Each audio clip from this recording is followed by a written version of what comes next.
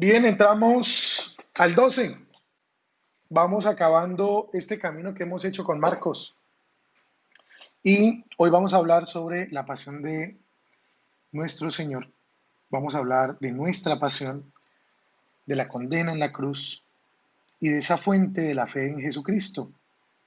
Fuente de la fe que nos va a ayudar a nosotros a entender el verdadero sentido de nuestra propia vida.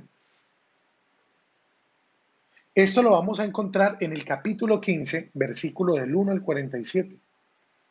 Entonces, cuando vamos al capítulo 15, vamos a encontrar, allí si tú lo miras, lo vas mirando conmigo en este momento, en el capítulo 15 que vamos a encontrar, vamos a leer un poco los subtítulos que tienen nuestras Biblias desde el capítulo 15, para que vamos haciéndonos una idea, pues si lo leemos se nos va toda la catequesis aquí. Entonces empezamos ya desde el capítulo 15, por ejemplo, con el interrogatorio y la sentencia hecha por Pilato, por la burla de los soldados, el camino de la cruz y la crucifixión de Jesús, ya hoy en el versículo 21, recordemos que iríamos hasta el 47, luego cuando Jesús va en el camino al Calvario y vienen las burlas de la gente, luego viene la muerte de Jesús y la confesión del oficial romano, que como decíamos en un momento determinado, es uno de los elementos cumbre de este Evangelio de Marcos, porque el objetivo de él, uno de los objetivos principales, es reconocer al Señor como Mesías, como Salvador, como ese Hijo que se revela en ese misterio mejor, que se nos da en la propia vida de Jesús. Entonces, luego viene la sepultura de Jesús y queda en el versículo 47 cuando ya dejan el cuerpo de Jesús en el sepulcro. Del 1 al 47, en el capítulo 15, vemos todos esos apartados específicos. Bien, entonces, lo primero que tendríamos que decir a partir de todo este capítulo 15 es que Jesús no se proclamó como Cristo. Recordemos que la palabra en griego Christos significa ungido. Por eso Jesús, el Hijo de Dios, o Dios Salvador, el ungido, de ahí viene la palabra Jesucristo. Cristo quiere decir ungido. Y Jesús no se proclamó, no se autoproclamó como Cristo, es decir, como el llamado, como el Mesías, como el ungido. En el fondo, cuando vemos la entrevista que tiene con Pilato, nos damos cuenta que el que lo llama rey es Pilato. Y por eso Jesús le contesta, tú lo has dicho. Jesús es irónicamente un rey. ¿Por qué es irónicamente un rey? Porque no se concebía cómo un rey podía ser rey en el mayor castigo que podrían tener en ese tiempo todas las personas judías, que era el tema de la cruz. Entonces es contradictorio que Jesús, siendo un rey, termine muriendo en la cruz como un ladrón, como un asesino, y termine siendo apeado en su moral, porque era muy importante la imagen que se podría tener en ese tiempo de todas las personas que podían morir en la cruz, y que a la vez pues consideraran a Jesús como un verdadero rey. Jesús es el rey del silencio, es rey en el silencio. Jesús es rey en la pobreza, Jesús es rey en la soledad. Vemos que solo las mujeres, luego Juan se une, pero Jesús se queda solo, en el silencio, en la pobreza, en la ignominia, en la soledad. No vemos cómo coronan a Jesús como hubieran coronado a un rey. Y eso es contradictorio. ¿Ven por qué el secreto mesiánico? Si recordamos, el secreto mesiánico tenía como objetivo eso, que verdaderamente no fuera por los milagros que Jesús hiciera, que reconocieran a Jesús como el Salvador.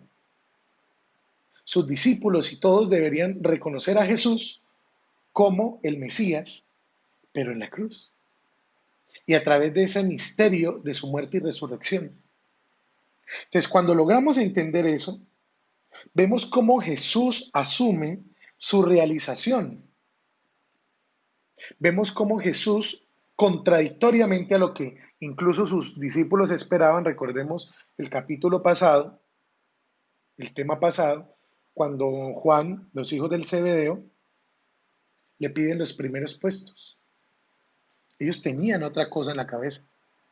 Y Jesús, el rey, comillas, muere en la cruz.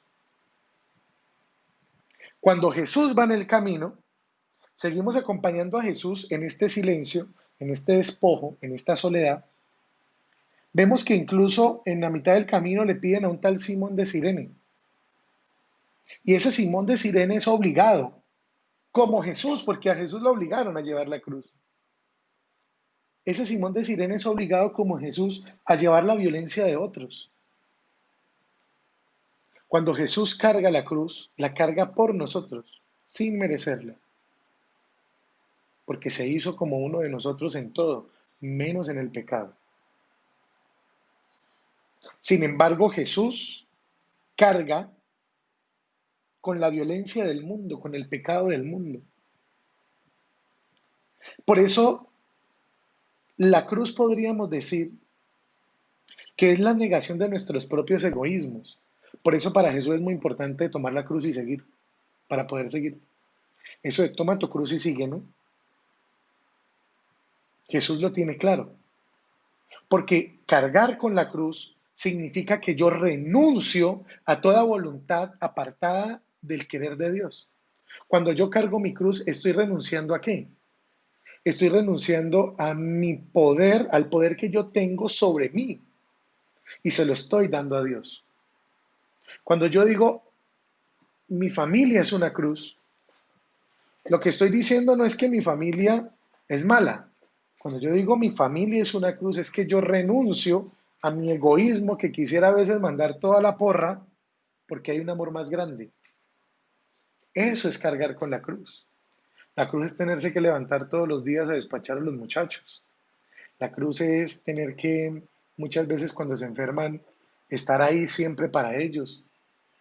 La cruz es que muchas veces mi pareja tenga actitudes o situaciones o viva situaciones matrimoniales que en ocasiones son difíciles de asumir y que tal vez no quisiera llevar.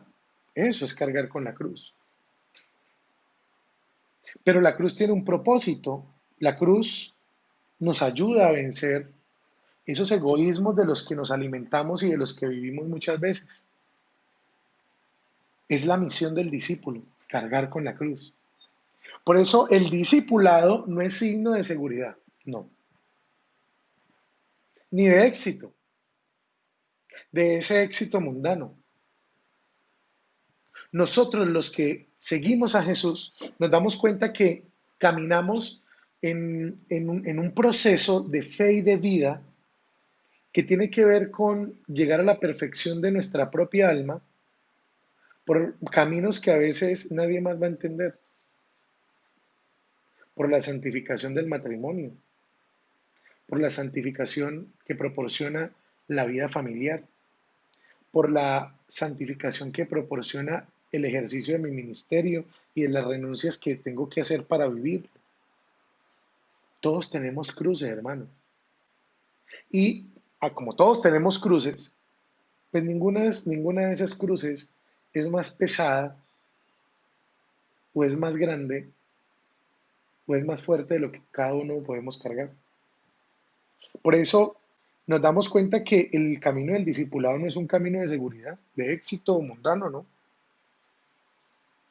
Cuando abrazas la cruz, muchas veces Dios te llevará a cosas y a lugares que nunca te imaginaste, a vivir de ciertas maneras que tal vez eran imposibles poder concebirlas de esa forma hace algunos años. Si usted se da cuenta, mire para atrás y se dará cuenta que cargar con su cruz durante todo este tiempo de su servicio, desde que usted sirve o conoce al Señor, se dará cuenta que usted no es el mismo. Y tal vez no se ha dado cuenta usted, que no se da cuenta que muchas veces Dios va obrando de formas misteriosas que a veces ni siquiera nosotros percibimos. Entonces, ese camino nos va a llevar a lugares que no nos imaginamos, pero Dios nos va a sostener en esos lugares. Por eso, la cruz es una locura. La cruz es una locura. Es un misterio. Podríamos definirlo de tres maneras. La cruz es una locura. Mucha gente nos damos cuenta que nos critica y nos dice fanáticos por una forma de vivir el Evangelio diferente, que en el fondo es una manera más viva de vivir la vida. Entonces, por eso la cruz es una locura. La cruz es un misterio porque Dios obra de maneras que no nos imaginamos por medio de esas cruces que cargamos. Y la cruz es una fuerza, es como dice San Pablo, cuando más débil me siento es cuando más fuerte me haces. Cuando débil soy, más fuerte tú me haces, más tu gracia me llena. Y todos hemos experimentado eso, que a veces cuando nos cansamos Dios a veces no, siempre que nos cansamos Dios, cuando acudimos a Él, nos da una fuerza que creímos que no teníamos. Eso es gracia. Pero ¿para quién? ¿Para quién la cruz es una locura? ¿Para quién la cruz es misterio y para quién la cruz es fuerza? Para el que cree. Ojo, para el que cree. Por eso uno de los pasajes más bonitos que yo considero del Nuevo Testamento es el de San Pablo en la primera carta a los Corintios, en el capítulo 1, versículo 18-25. La cruz es una locura para los que no creen, pero es fuerza de Dios para todo el que cree en Él. Entonces, con la muerte de Jesús, se llega a la revelación suprema del amor. Es decir, encontramos una manera de descubrir a Jesús como el verdadero rey. Jesús no tiene que proclamarse el rey porque él ya lo es. Y simplemente su muerte en la cruz nos revela verdaderamente lo que puede hacer el camino del discipulado cuando uno lo vive a plenitud. Y Jesús vivió su ministerio a plenitud, si no, no hubiera muerto en la cruz. ¿Cómo logra cumplir su ministerio? Con la fuerza que Dios da,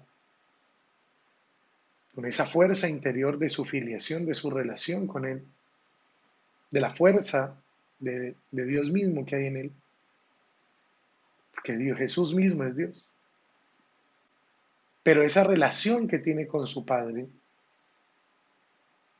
en ella vemos reflejado el amor de Dios que lleva a Jesús a la cruz. Entonces, qué revela la cruz para nosotros? Revela a un Dios cercano, lo primero, un Dios que no es el del Antiguo Testamento. En el Antiguo Testamento Yahvé era percibido como allá arriba, fuera de toda conexión humana, que dirimía nuestros destinos, como ahí, según su parecer, pero afuera, lejos, en la nube.